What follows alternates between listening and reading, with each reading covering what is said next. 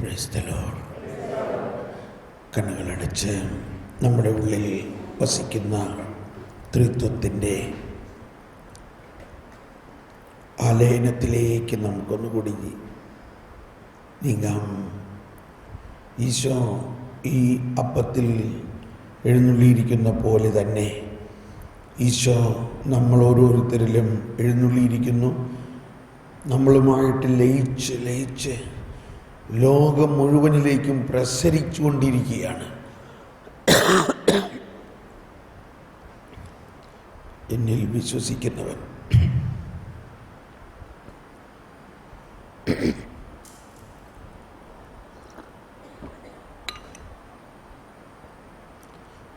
എൻ്റെ ശരീരവും രക്തവും ഭക്ഷിക്കുകയും പാനം ചെയ്യുന്നവൻ അവനിൽ ഞാൻ വസിക്കും. ഈ അപ്പം ലോകത്തിൻ്റെ ജീവന് വേണ്ടി ഞാൻ നൽകുന്ന എൻ്റെ ശരീരമാകുന്നു. ഇത് ലോകത്തിൻ്റെ ജീവൻ, അതായത് ലോകത്തിൻ്റെ പാപം മോചനം, ആ കരുണയും വാത്സല്യവും നമ്മളിൽ നിറഞ്ഞ് നമ്മളിലൂടെ ലോകം മുഴുവനിലേക്കും പടർന്നുകൊണ്ടിരിക്കുകയാണിപ്പോൾ. നീ ലോകത്തിൻ്റെ പ്രകാശമാണ്. ഉള്ളിൻ്റെ ഉള്ളിൽ കടന്ന് കതകടച്ച്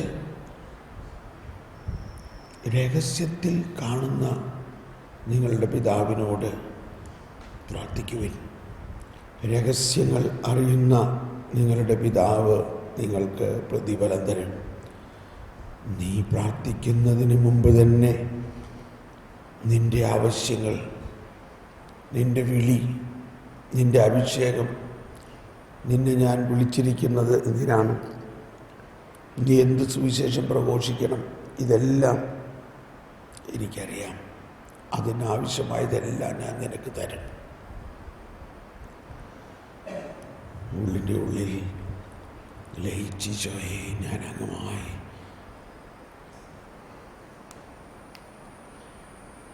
ലയനത്തിനായിട്ട് ദാഹിച്ചുകൊണ്ട് എന്നാത്മാവങ്ങേയ്ക്കായി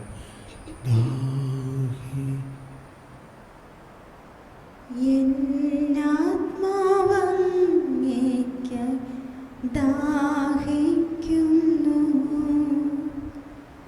എൻ ജീവൻ അങ്ങേയ്ക്ക് സമർപ്പിക്കുന്നു.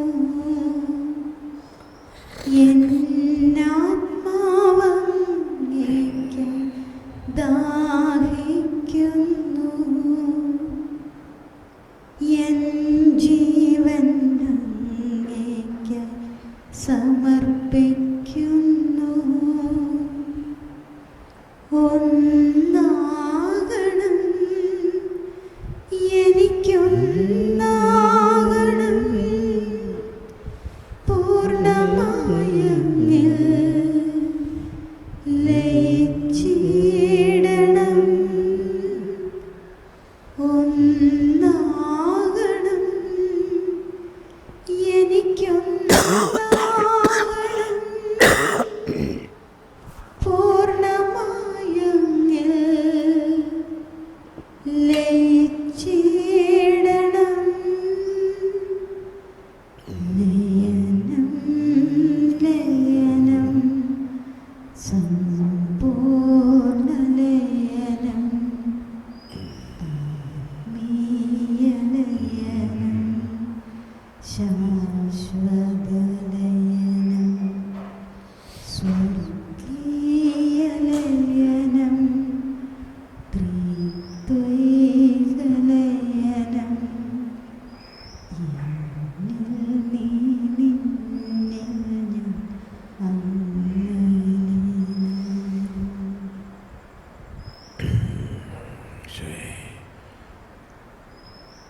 ഉള്ളിൻ്റെ ഉള്ളിലാ കനത്ത ഇരുട്ട്, ആ ഇരുട്ടിൽ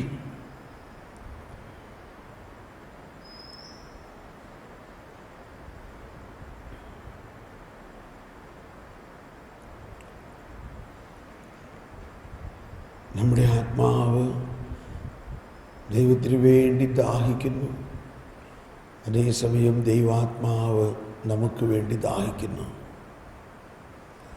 നമ്മളെത്ര പാപിയായാലും നമ്മളെ അന്വേഷിച്ച് നമ്മളോട് കരുണ കാണിച്ച് നമ്മളെ തേടി വരുന്ന ഇടയൻ നമ്മളെ തോളിലേറ്റി പിതാവിൻ്റെ അടുത്തേക്ക് കൊണ്ടുവരുന്നു, സന്തോഷിക്കുന്നു. നഷ്ടപ്പെട്ടതിനെ കണ്ടുകിട്ടിയപ്പോൾ വലിയ സന്തോഷം. ദൈവരാജ്യത്തിൻ്റെ രഹസ്യങ്ങൾ വെളിപ്പെടുത്താൻ പിതാവ് ആഗ്രഹിക്കുന്നു. അതെല്ലാം ഞാൻ നിനക്ക് തരും, നീ എൻ്റേതാണ്.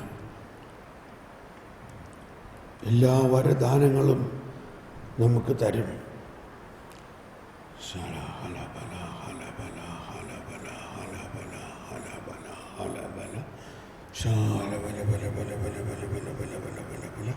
നമുക്ക് സാവധാനം ഒന്ന് സ്തുതിക്കാം. യേശുവേ സ്തോത്രം, യേശുവേ മഹത്വം.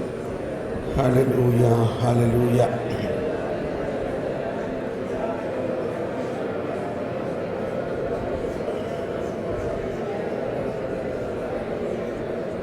നമുക്കൊന്ന് എഴുന്നേറ്റ് നിന്ന് സ്തുതിക്കാം.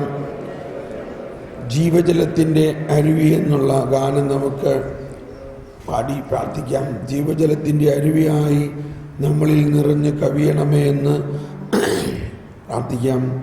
എല്ലാവരും, നിങ്ങൾക്കറിയാം, ഇപ്പോൾ ഈ പാട്ടിലെ എല്ലാവരും ഒന്ന് ശബ്ദമുയർത്തിയേറ്റ് പാടിക്കൊണ്ട് ജീവജലത്തിൻ ജീവജലത്തിൻ അരുവിയായി നിറഞ്ഞു കവിഞ്ഞൊഴുകണമേ. സ്നേഹാഗ്നി ജ്വാലയായി എന്നിൽ കത്തി പടരണമേ. സ്നേഹാഗ്നി ജ്വാലയായി എന്നിൽ കത്തി പടരണമേ. ജീവജലത്തിൻ അരുവിയായി നിറഞ്ഞു കവിഞ്ഞൊഴുകണമേ. ജീവജലത്തിൻ അരുവിയായി നിറഞ്ഞു കവിഞ്ഞൊഴുകണമേ. സ്നേഹാഗ്നി ജ്വാലയായി എന്നിൽ കത്തി പടരണമേ. സ്നേഹാഗ്നി ജ്വാലയായി എന്നിൽ കത്തി പടരണമേ. കൈയടിച്ച് വാഴും ആത്മാവേ എന്നിൽ കത്തി പടരണമേ. എന്നിൽ വാഴും ആത്മാവേ എന്നിൽ കത്തി പടരണമേ. എന്നിൽ വാഴും ആത്മാവേ എന്നിൽ കത്തി പടരണമേ. എന്നിൽ വാഴും ആത്മാവേ എന്നിൽ കത്തി പടരണമേ. എന്നിൽ വാഴും ആത്മാവേ എന്നാത്മാവിൽ പടരണമേ. എന്നിൽ വാഴും ആത്മാവേ എന്നാത്മാവിൽ പടരണമേ. എല്ലാവരും ശബ്ദമുയർത്തി ആത്മാവേ എന്നാത്മാവിൽ പടരണമേ. എന്നിൽ വാഴും ആത്മാവേ എന്നാത്മാവിൽ പടരണമേ. എന്നിൽ വാഴും ആത്മാവേ ജ്ഞാനത്താൽ നിറയ്ക്കണമേ. എന്നിൽ വാഴും ആത്മാവേ ജ്ഞാനത്താൽ നിറയ്ക്കണമേ. എന്നിൽ വാഴും ആത്മാവേ ജ്ഞാനത്താൽ നിറയ്ക്കണമേ. എന്നിൽ വാഴും ആത്മാവേ ജ്ഞാനത്താൽ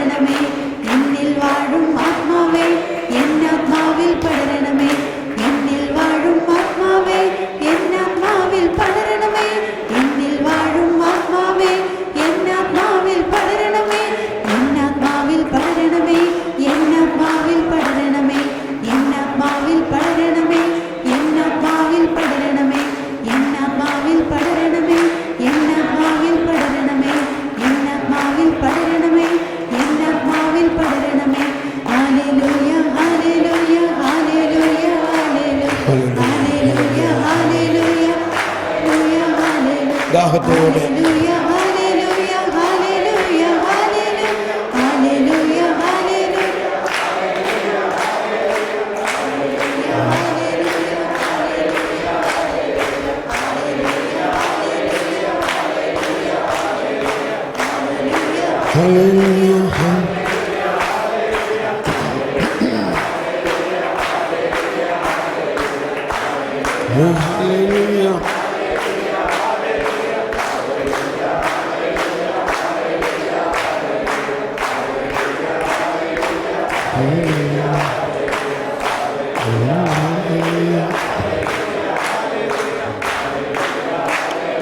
ജ്ഞാനം നൽകണമേ, ജ്ഞാനം നൽകണമേ, ജ്ഞാനം നൽകണമേ, ജ്ഞാനം നൽകണമേ, വിവേകം നൽകണമേ, ബുദ്ധി നൽകണമേ, ദൈവഭയം നൽകണമേ, ധൈര്യം നൽകണമേ, ധൈര്യം നൽകണമേ, ധൈര്യം നൽകണമേ, ധൈര്യം നൽകണമേ, വാഴും ആത്മാവേ ധൈര്യം നൽകണമേ, ധൈര്യം.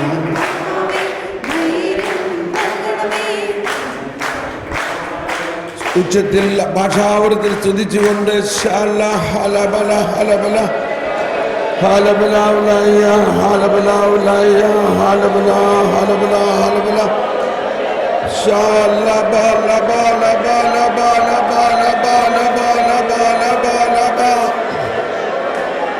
ഭാഷാവൃത്തിൽ എല്ലാവരും പുതിയ ഭാഷകളിൽ പരിശുദ്ധാത്മാവേ നിറയണമേ.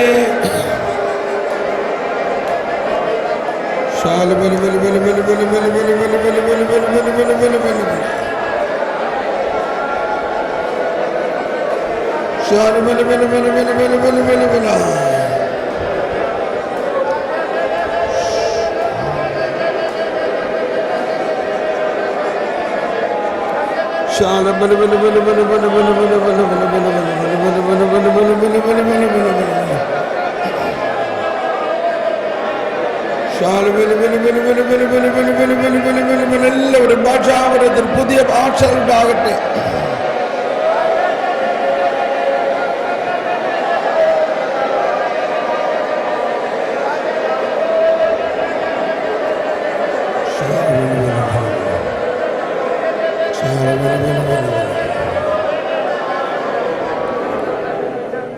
നമ്മളെല്ലാവരിലും പരിശുദ്ധാത്മാവിൻ്റെ വരദാനങ്ങൾ ഉണ്ട്.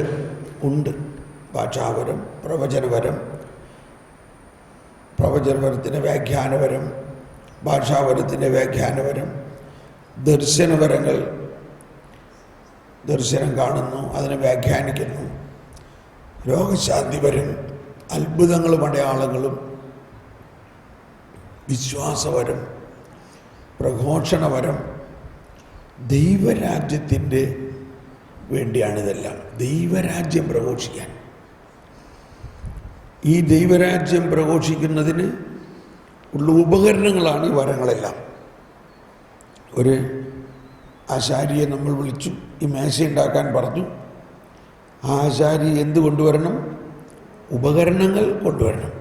എന്ന പോലെ സുവിശേഷ പ്രവർത്തനം എല്ലാ ക്രൈസ്തവൻ്റെയും വിളിയാണ്. Every Christian.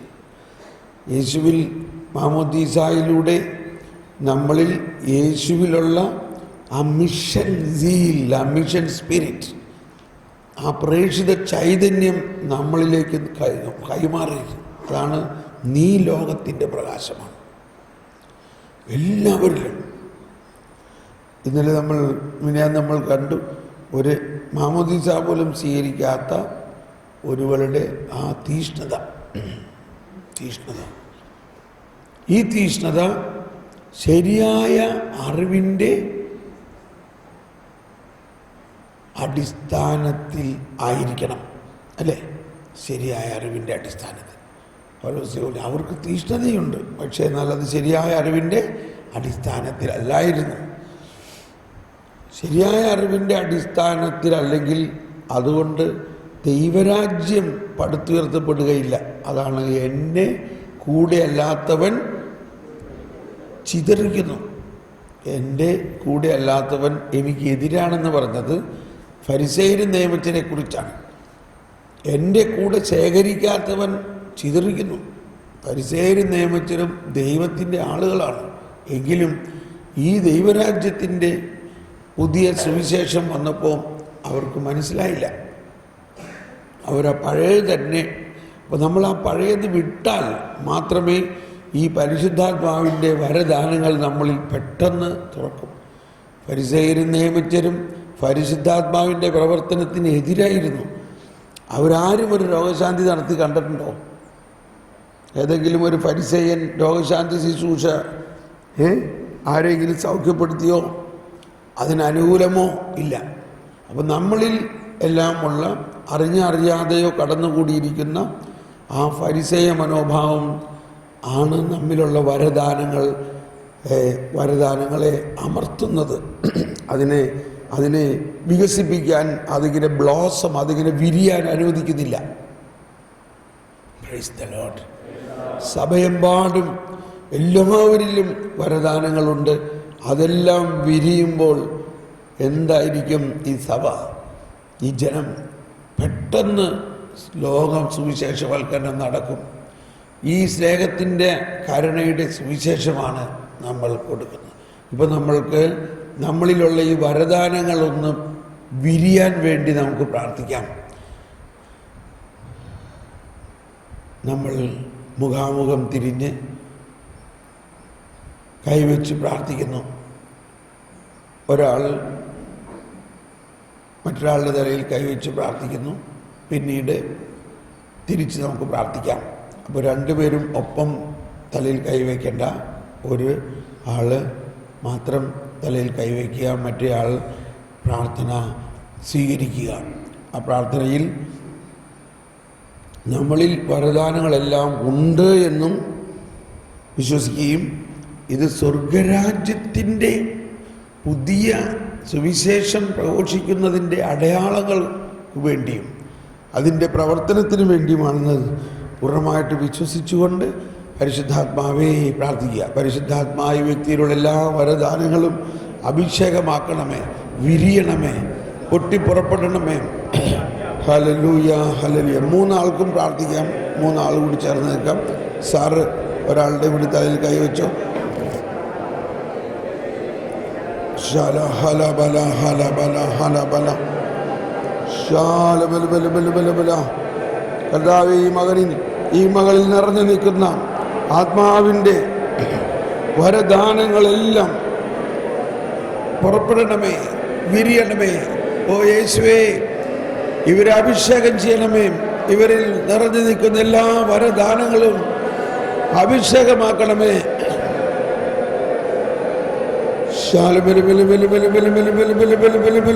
എല്ലാവരും ശാല ഹല ബല ഹല ബല ഹല ബല ഹല ബല ഹല ബല ഹല ബല ഹല ബല ഹല ബല ഹല ബല. ഓ പരിശുദ്ധാത്മാവേ, ശാല ഹല ബല ബല ബല ബല ബല ബല ബല ബല ബല ബല ബല ബല ബല ബല ബല ബല ബല ബല ബല.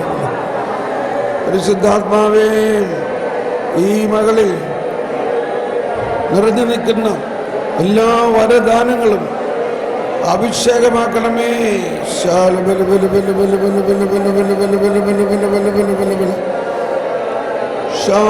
പരിശുദ്ധാത്മാവേ, ഒരു പുത്തൻ അഭിഷേകം, പുതിയ വരദാനങ്ങൾ, പുതിയ ശുശ്രൂഷകൾ അഭിഷേകമാക്കണമേ. പുതിയ ശുശ്രൂഷകൾ ഉണ്ടാകട്ടെ, പുതിയ ശുശ്രൂഷകൾ ഉണ്ടാകട്ടെ. ശാല ഹല ബല ഹല ബല ഹല. പുതിയ ശുശ്രൂഷകൾ ഉണ്ടാകട്ടെ. എല്ലാവരും ശബ്ദം ഉയരട്ടെ. ഹലബല ഭാഷാവരത്തിൽ ശാലബലബല ശാലബലബല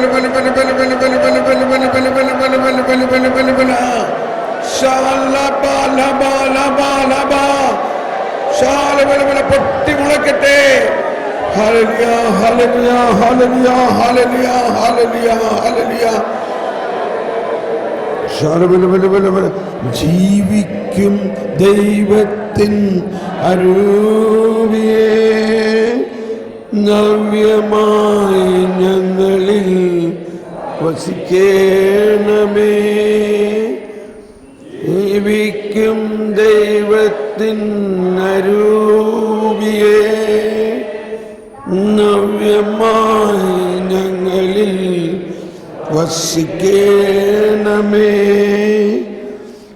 ഉരുക്കി ഞങ്ങളെ വാർത്തെടുക്കൂ, സ്നേഹം നിറച്ചെന്നിൽ ഉപയോഗിക്കൂ.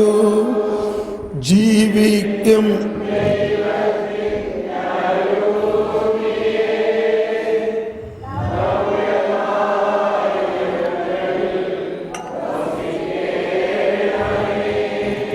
ഇനി അടുത്ത ആൾക്ക് വേണ്ടി പ്രാർത്ഥിക്കാം. കർത്താവേ, നന്ദിയോടെ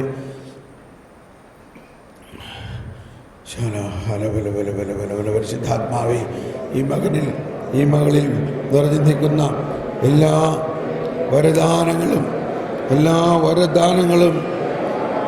വരദാനങ്ങളും തുറക്കണമേ, വിരിയണമേ.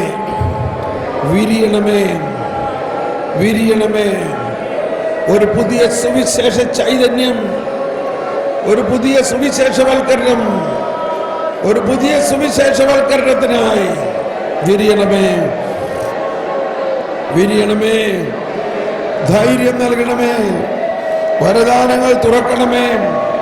Hallelujah, hallelujah, hallelujah. വരദാനങ്ങൾ തുറക്കണമേ യേശുവേ, വരദാനങ്ങൾ തുറക്കണമേ. Hallelujah, hallelujah, hallelujah. വരദാനങ്ങൾ തുറക്കണമേ. എല്ലാ വരദാനങ്ങളും പുതിയ ശുശ്രൂഷകൾക്ക് അഭിഷേകം ഉണ്ടാകട്ടെ.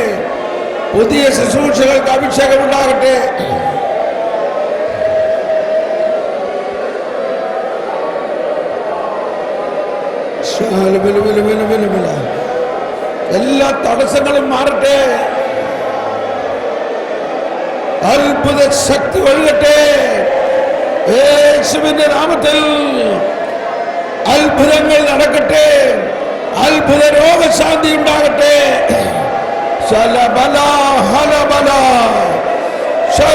അത്ഭുതങ്ങളും അടയാളങ്ങളും സംഭവിക്കട്ടെ.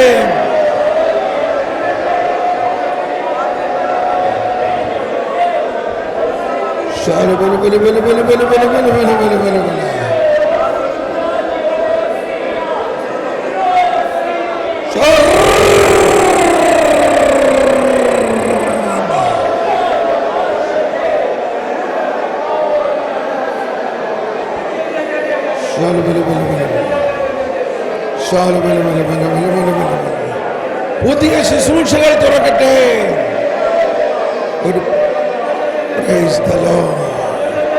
ജീവിക്കും ദൈവത്തിൻ അരൂപിയേ, നവ്യമായ ഞങ്ങളിൽ വസിക്കേണമേ. ജീവിക്കും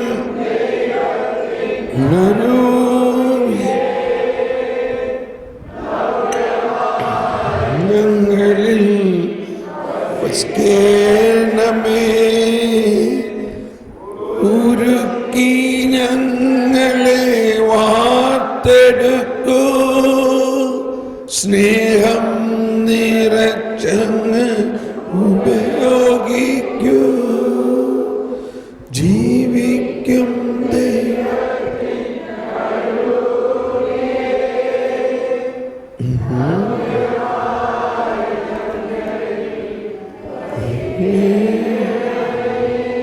വിശ്വസിക്കുക. വിശ്വാസമാണ് നമ്മുടെ ജീവിതത്തെ ദൈവവുമായി ലയിപ്പിക്കുന്ന ദൈവത്തിൻ്റെ ഏറ്റവും വലിയ ദാനമാണ് വിശ്വാസം.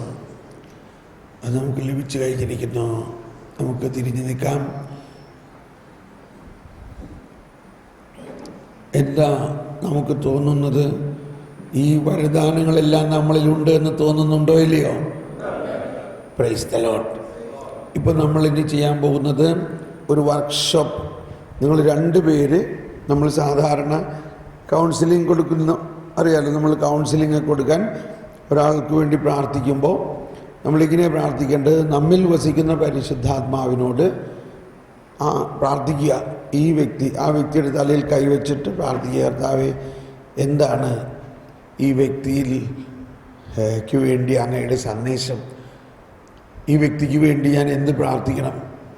അങ്ങനെ നമ്മൾ പ്രാർത്ഥിക്കുമ്പോൾ നമുക്കിരിക്കാം. അങ്ങനെ നമ്മൾ 1-to-1 ഒരു കൗൺസിലിംഗ് പോലെ പ്രാർത്ഥിക്കുമ്പോൾ ആ വ്യക്തിയുടെ ഹൃദയവികാരങ്ങളെ, ആ വ്യക്തിയുടെ ആവശ്യങ്ങളെ, ആ വ്യക്തിയുടെ ആത്മാവിൻ്റെ, മനസ്സിൻ്റെ, ശരീരത്തിൻ്റെ എല്ലാം കാര്യങ്ങൾ നമുക്ക് വെളിപ്പെടുത്തി തരും.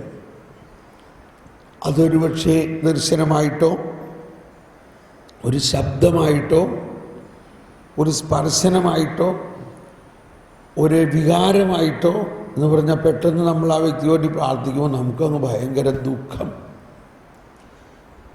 അപ്പം നമ്മൾ ആ വ്യക്തിയോട് ചോദിക്കും, എന്താ ദുഃഖം? അപ്പോൾ അവർ പറയും, അവർ ചിലപ്പോൾ പൊട്ടിക്കരയും, ഓ എൻ്റെ ഭർത്താവ് മരിച്ചിട്ട് 6 മാസമായിട്ടുള്ളൂ, എനിക്ക് താങ്ങാൻ പറ്റണില്ല. അങ്ങനെ ചിലവർക്ക് വേണ്ടി പ്രാർത്ഥിക്കുമ്പോൾ ഭയങ്കര നിരാശ തോന്നും, ഭയങ്കര നിരാശ. എന്തോ നിനക്ക് എന്ത് പറ്റി? ഓ ഞാൻ ജീവിച്ചിട്ടൊരു പ്രയോജനമില്ല എന്ന് വിചാരിച്ച് കഴിഞ്ഞ ആഴ്ച സൂയിസൈഡ് ചെയ്യാൻ ശ്രമിച്ചതാണ് കണ്ടോ. അപ്പോൾ ഇങ്ങനെയുള്ള വികാരങ്ങൾ, അപ്പോൾ നമ്മളിപ്പോൾ ആ വികാരങ്ങളെ സൗഖ്യത്തിനോ വീണ്ടും ജനിക്കണം. ആ വികാരങ്ങൾ എന്തൊക്കെ ആയാലും കർത്താവ് ആ വ്യക്തിയെ പുതിയ സൃഷ്ടിയാക്കും. ചിലപ്പോൾ ഇങ്ങനെ പ്രാർത്ഥിച്ചുകൊണ്ടിരിക്കുക പെട്ടെന്ന് നടുവിനൊരു വേദന നമുക്ക് തോന്നണം. അതിൻ്റെ അർത്ഥം അവർക്കൊരു നടുവേദനയുണ്ട്, അത് കർത്താവ് സൗഖ്യപ്പെടുത്താൻ ആഗ്രഹിക്കുന്നു എന്നതാണ്. അപ്പോൾ ചോദിക്കണം, എന്താ നടുവിന് വേദനയുണ്ടോ? കുറേ ദിവസമായിട്ട് ഭയങ്കര വേദന, എന്നാലിപ്പോൾ ഇതേ നമുക്ക് പ്രാർത്ഥിക്കാം. അങ്ങനെ പ്രാർത്ഥിക്കുമ്പോൾ അപ്പോൾ തന്നെ ആ നടുവേദന മാറണം. അങ്ങനെ കർത്താവിൻ്റെ പ്രൊഫറ്റിക്, കർത്താവിൻ്റെ പരിശുദ്ധാത്മാവ് നമ്മളുടെ ശുശ്രൂഷയെ നയിക്കുന്ന ഒരനുഭവം നമുക്കുണ്ടാകും. ദർശനപരങ്ങൾ പ്രാർത്ഥിക്കുമ്പോൾ പല ചിഹ്നങ്ങൾ കാണുന്നതിന് അർത്ഥം നമ്മുടെ മാനുഷിക ബുദ്ധിയിലുണ്ടാകുന്ന അർത്ഥമല്ല. ഇപ്പോൾ പ്രാർത്ഥിച്ചുകൊണ്ടിരിക്കുമ്പോൾ പാമ്പിനെ കണ്ടു, എന്താ അർത്ഥം? പാമ്പിനെ കണ്ടാൽ എന്താ അർത്ഥം?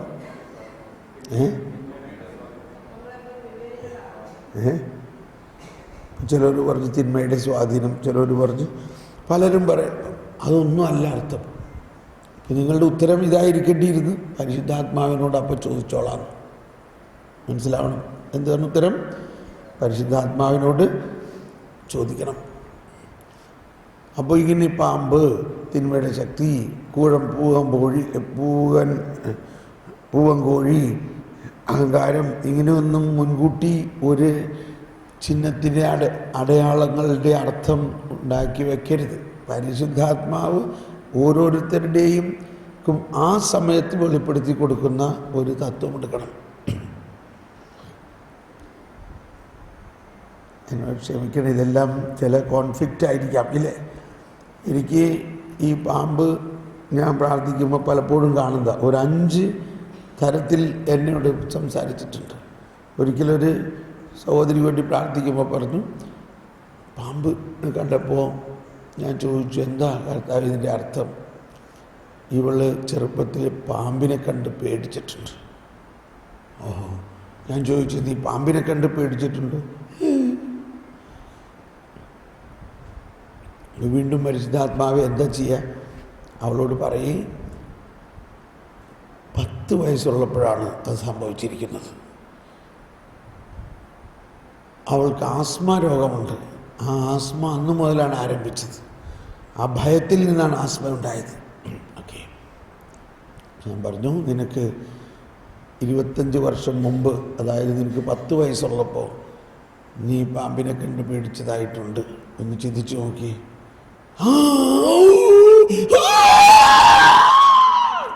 ഭയങ്കര ഒച്ച. എന്താണ്? അന്ന് ആ പാമ്പിനെ കണ്ട് പേടിച്ചത് ഇപ്പം പുറത്തു വരികയാണ്. ഞാൻ എൻ്റെ കസിൻ സിസ്റ്ററുമായിട്ട് സ്കൂളിൽ നിന്ന് വരുന്ന നേരത്തെ ഒരു വലിയ പാമ്പ് എൻ്റെ കസിൻ സിസ്റ്ററിനെ കടിച്ചു, അവൾ മരിച്ചു. ഞാൻ ഭയന്ന്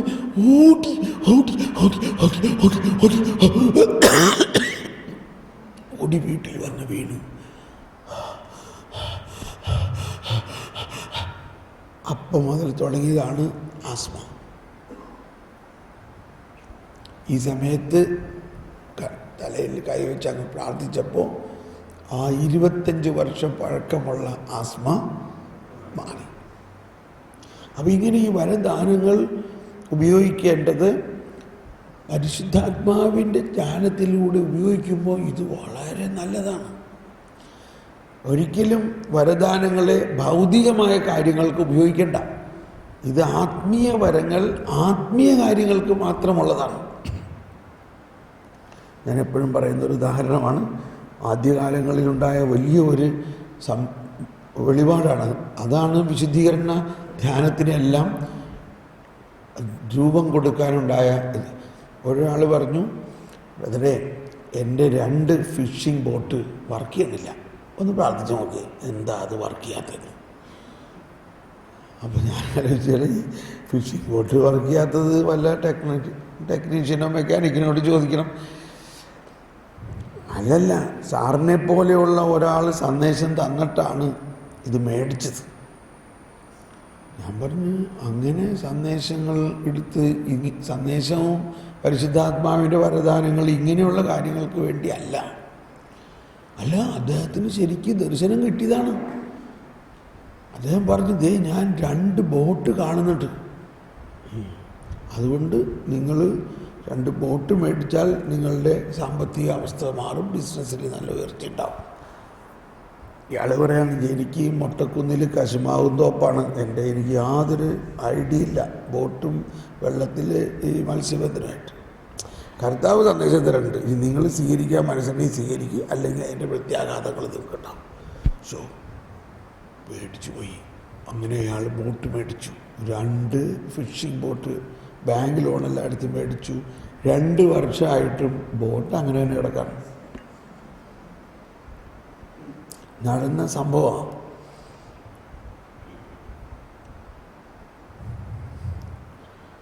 എൻ്റെ ബ്രദറെ, ഞാൻ എന്ത് ചെയ്യണം?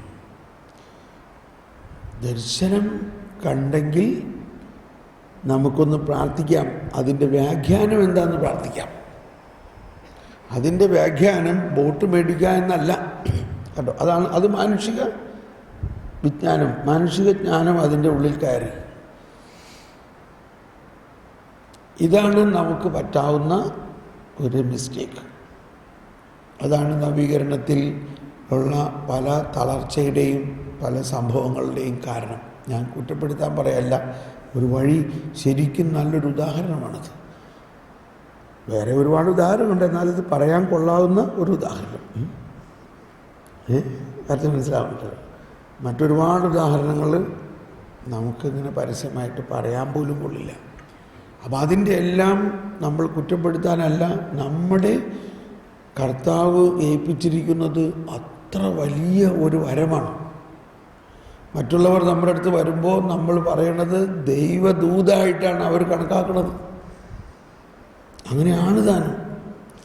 അപ്പോൾ അത് ആ ഒരു റെസ്പോൺസിബിലിറ്റി നമുക്കുണ്ടാകണം. നമുക്ക് കിട്ടിയിരിക്കുന്ന വരദാനങ്ങൾ ആത്മീയ കാര്യങ്ങൾക്ക് മാത്രം ഉള്ളതാണ്. ഭൗതിക കാര്യങ്ങൾക്ക് പ്രാർത്ഥിക്കണ്ടേ? പ്രാർത്ഥിച്ചോ, അതിന് വരം ഉപയോഗിക്കേണ്ട ആവശ്യമില്ല. ഇപ്പോൾ സാമ്പത്തിക പ്രശ്നം ഉണ്ടെങ്കിൽ പ്രാർത്ഥിക്കാം, കർത്താവേ ഈ മകൻ്റെ സാമ്പത്തിക പ്രശ്നം മാറാനുള്ള ജ്ഞാനം വഴി കാണിച്ചു കൊടുക്കണേ. അപ്പോൾ അങ്ങനെ അദ്ദേഹം പറഞ്ഞു, എന്നാൽ ശരി സാറൊന്ന് പ്രാർത്ഥിച്ച് നോക്ക്, എന്താണ് ആ ദർശനത്തിൻ്റെ അർത്ഥം. അങ്ങനെ പ്രാർത്ഥിച്ചു. അതിൻ്റെ വ്യാഖ്യാനം എന്താണെന്ന് പ്രാർത്ഥിച്ചപ്പോൾ പരിശുദ്ധാത്മാവ് പറഞ്ഞു, ഇയാൾ 2 ബോട്ടിലാണ് കാല് വെച്ചിരിക്കുന്നത്. Praise the Lord. അത് കേട്ട വഴി ഇയാൾ പറഞ്ഞു, പ്രൈസ് ദി ലോർഡ്, ശരിയാണ് കർത്താവേ, കൃത്യമാണ് ബ്രദറെ. ഞാനിവിടെ പ്രാർത്ഥനാ ഗ്രൂപ്പിൽ ശുശ്രൂഷയൊക്കെ നയിക്കുന്ന ആളാണ്. എന്നാൽ അതേ സമയത്ത് എനിക്ക് പാണ്ടിച്ചേരിയിൽ ഒരു ഫോറിൻ ലിക്കർ ഷാപ്പുണ്ട്.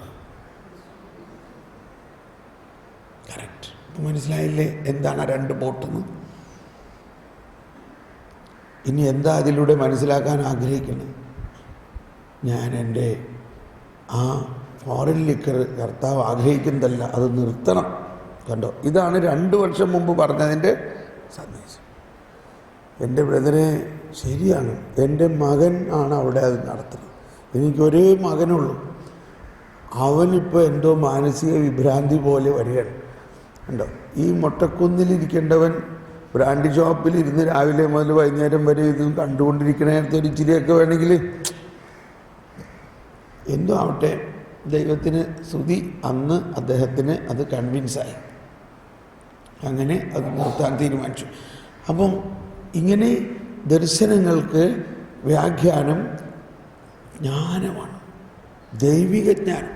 അതുകൊണ്ട് നമ്മൾ ജ്ഞാനത്തെക്കുറിച്ച് ധാരാളം പറഞ്ഞു. ഇനി നമ്മളെല്ലാവരും തീരുമാനിച്ചിരിക്കുന്നു, വെളുപ്പിന് എഴുന്നേറ്റ് ധാരാളം സമയം ജ്ഞാനത്തിന് വേണ്ടി പ്രാർത്ഥിക്കണം. ഒരു പുതിയ പ്രാർത്ഥനാ രീതി നമ്മൾ ഉണ്ടാക്കണം. ഈശോ തന്നെ ജ്ഞാനത്തിലാണ് വളർന്നത്. ഈശോയുടെ ജീവിത രീതി